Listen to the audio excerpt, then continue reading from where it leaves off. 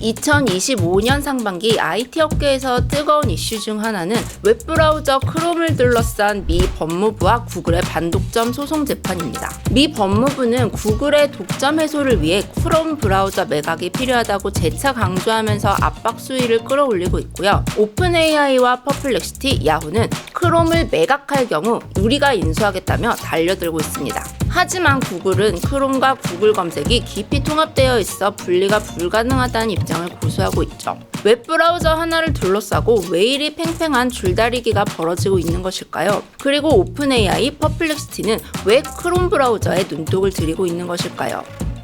안녕하세요. 티타임즈 배소진입니다. 구글을 둘러싼 반독점 소송부터 간단히 정리해 보겠습니다. 미국 법무부가 구글이 검색 엔진 시장에서 독점적 지위를 남용하고 있다며 2020년 10월 소송을 제기한 것이 시작이었죠. 본격적인 공판은 2023년 9월부터 시작됐는데요. 2024년 8월 미국 워싱턴 DC 연방지방법원은 구글이 독점금지법을 위반했다며 미국 법무부의 손을 들어줬습니다. 같은 해 11월 법무부는 법원에 크롬 브라우저 강제 매각, 경쟁사와 데이터 공유 등을 독점 해소 방안으로 제안했고요. 올해 4월부터는 법무부가 제안한 이 방안들을 놓고 제2라운드 시정조치 재판이 열리고 있습니다. 그러니까 구글이 독점 기업이라는 판결은 이미 내려진 것이고 이제 이 독점을 해소하기 위한 방법을 최종 결정하는 재판인 것이죠. 미국 법무부는 구글이 애플, 삼성전자 등에 막대한 돈을 지급하면서 스마트폰에 구글을 기본 검색 엔진으로 선탑재하도록 만들었다는 것을 핵심 쟁점으로 삼고 있습니다. 애플은 사파리, 삼성은 삼성 인터넷이라는 인터넷 앱, 즉 모바일 웹브라우저가 있죠. 이 브라우저에서 검색어를 입력하면 구글 검색 결과가 나타나도록 기본 설정해 놓는 대가로 구글이 비용을 지불했다는 겁니다. 최근 재판 과정에서는 구글이 애플에 지급한 금액이 2022년에만 200억 달러, 하나 약 27조 원에 달한다는 사실이 밝혀지기도 했죠. 다른 기업은 시도조차 하지 못하는 거액의 계약으로 독점적 지위를 형성한 것이며 이로 인해 사용자들의 선택권이 침해됐다는 게 미국 법무부의 주장입니다. 검색 독점 재판의 최종 판결은 2025년 8월 나올 가능성이 높게 점쳐지고 있는데요. 구글은 현재 검색 독점뿐 아니라 온라인 광고 시장도 독점했다는 판결을 받은 상태입니다. 크롬에 이어 온라인 광고 관련 사업부까지 강제 매각해야 한다는 주장이 제기되면서 사면 초가에 빠져 있죠. 올해 8월 소송 결과에 따라 1984년 AT&T 분할 이후 최대 규모의 기업 분할 명령이 나올 수도 있다는 전망이 제기되고 있습니다. 흥미로운 건 이 다음부터입니다. 법무부가 크롬 강제 매각 방안을 꺼내들자 오픈 AI와 퍼플렉시티, 야후가 서로 크롬이 매각된다면 자신이 인수하겠다며 나선 것입니다. 구글은 못 판다고 버티고 있는데 일단 번호표부터 뽑고 본 것이죠. 오픈 AI와 퍼플렉시티는 이미 지난해부터 자사 AI 검색 서비스를 통합한 자체 웹브라우저를 만들겠다는 계획을 밝히기도 했던 회사들입니다. 지금도 자체 앱과 웹을 통해 AI 서비스를 잘 제공하고 있는 이들이 웹브라우저에 이렇게 눈독을 들이는 첫 번째 이유는 사실 미국 법무부의 논리와 같습니다. 브라우저는 사실상 검색 독점의 수도관이기 때문이죠. 사람들이 웹에서 무언가를 검색하거나 클릭하고 정보를 입력하고 결제를 하는 거의 모든 행동은 브라우저 안에서 일어납니다. 이 말은 곧 브라우저를 가진 기업이 사용자 데이터를 직접 수집할 수 있다는 뜻이죠.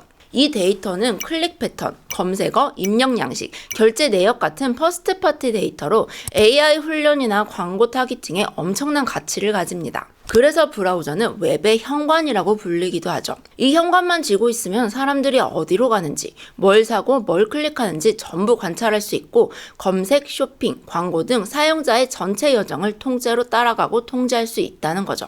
브라우저를 만드는 이유는 사용자들이 앱 밖에서 하는 모든 활동에 대한 데이터를 수집하기 위해서다. 사용자가 어떤 호텔을 예약하고 어떤 레스토랑을 가는지, 무엇을 보면서 시간을 보내는지 등에 대해 알면 더 정밀한 광고를 제공할 수 있다. 자체 웹브라우저 코멧 출시를 앞두고 있는 퍼플렉시티의 아라빈드 스리니바스 CEO의 인터뷰 내용이 바로 앞에서 말씀드린 것과 일맥상통하죠. 두 번째 이유는 더 본질적입니다. 지금 AI 기업들 사이 경쟁은 단순한 챗봇 성능을 넘어 AI 에이전트를 누가 더 잘 만들고 상용화하느냐의 싸움으로 가고 있기 때문입니다. 현재 우리가 말하는 AI 에이전트는 단순히 답변을 생성하는 데 그치지 않고 사용자를 대신해 실제로 무언가 행동을 대신해주는 존재를 뜻하죠.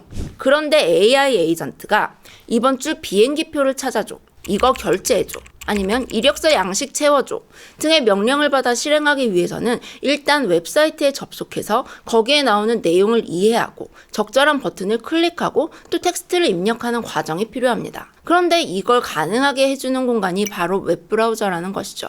단순히 웹사이트 링크에 접속해 정보를 읽어오는 것을 넘어 진짜 사람이 조작하는 것처럼 행동하려면 AI 에이전트가 웹페이지 구조를 분석해서 코드로 표현된 버튼과 텍스트 박스, 드롭다운 메뉴 등이 어디 있는지 해석해야 하는데요. 그러려면 AI 에이전트가 웹브라우저 내부 구조에 접근할 수 있어야 한다는 겁니다. 게다가 AI 에이전트가 진짜 똑똑하게 움직이려면 사용자의 과거 행동 데이터를 실시간으로 학습하고 반영할 수도 있어야 합니다. 그래야 다음에 어떤 행동을 할지 예측하고 추천할 수 있으니까요. 그런데 요즘은 쿠키 제한, 개인정보 보호 정책 때문에 이런 정보 수집이 점점 어려워지고 있죠. 이렇게 요즘처럼 쿠키 추적이 막힌 환경에선 데이터를 직접 소유하는 게 유일한 해답입니다. 차라리 브라우저 자체를 소유해서 데이터 수집 제한을 우회하고 사용자 행동을 더 가까이서 지켜보겠다는 생각을 AI 기업들이 하게 된 이유입니다. 직접 브라우저를 만들면 당연히 자사 AI 에이전트가 자유롭게 행동할 수 있는 권한이 주어질 것이니까요. 물론 브라우저 없이도 웹을 조작할 수 있는 방식은 존재합니다. 대표적으로 MCP라는 기술이 있죠. 마치 앱이 운영체제 API를 통해 요청하듯 AI가 웹을 간접적으로 다룰 수 있도록 돕는 표준 인터페이스입니다. 하지만 브라우저를 직접 소유하면 운영체제 자체를 통제하는 것처럼 더 많은 권한과 데이터를 직접 다룰 수 있기 때문에 훨씬 유리합니다.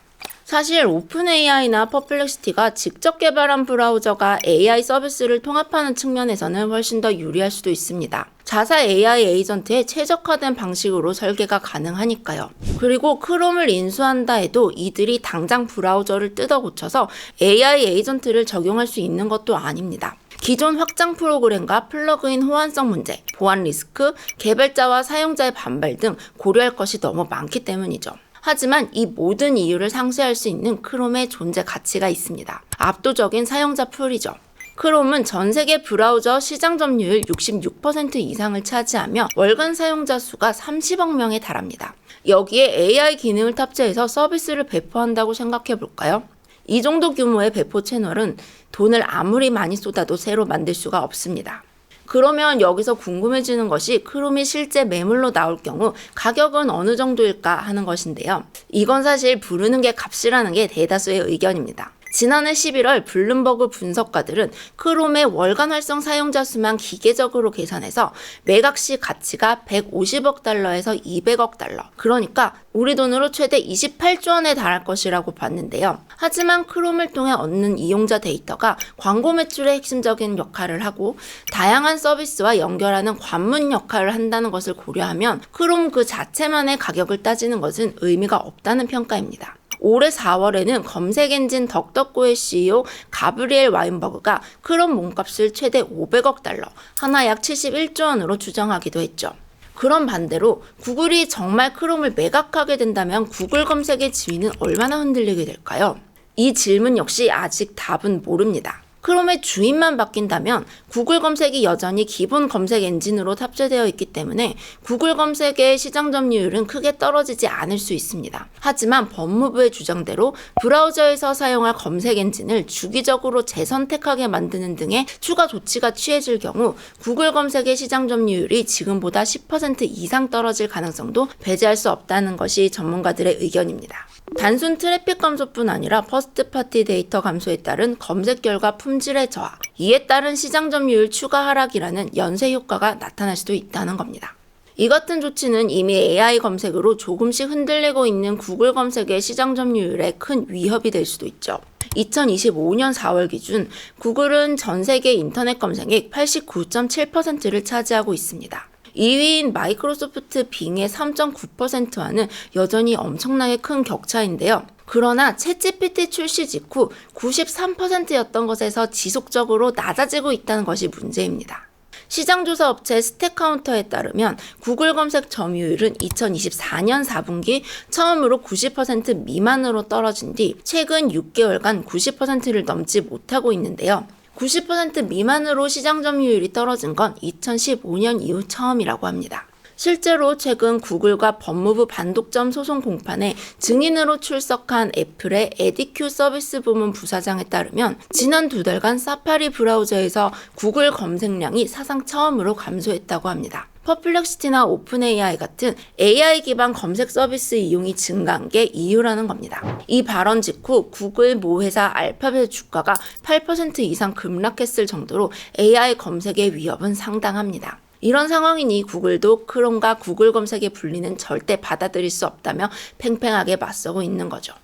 연방법원이 구글을 독점 기업으로 못 박은 이상 구글의 검색 독점 구조가 흔들리게 됐다는 건 부정할 수 없는 사실입니다. 그리고 AI 검색 서비스들이 이 균열을 더욱 크게 만들고 있죠. 물론 실제 크롬 강제 매각이 이뤄지더라도 구글 검색의 영향력을 얼마나 약화시킬 수 있을지 남은 변수들이 많이 있습니다. 하지만 이 소송을 주목해야 하는 건 다가올 최종 판결이 어쩌면 검색 이후의 검색 시대로 넘어가는 중요한 분기점이 될지도 모를 일이기 때문입니다. 구글이 검색창 하나로 웹을 지배한 지 25년입니다.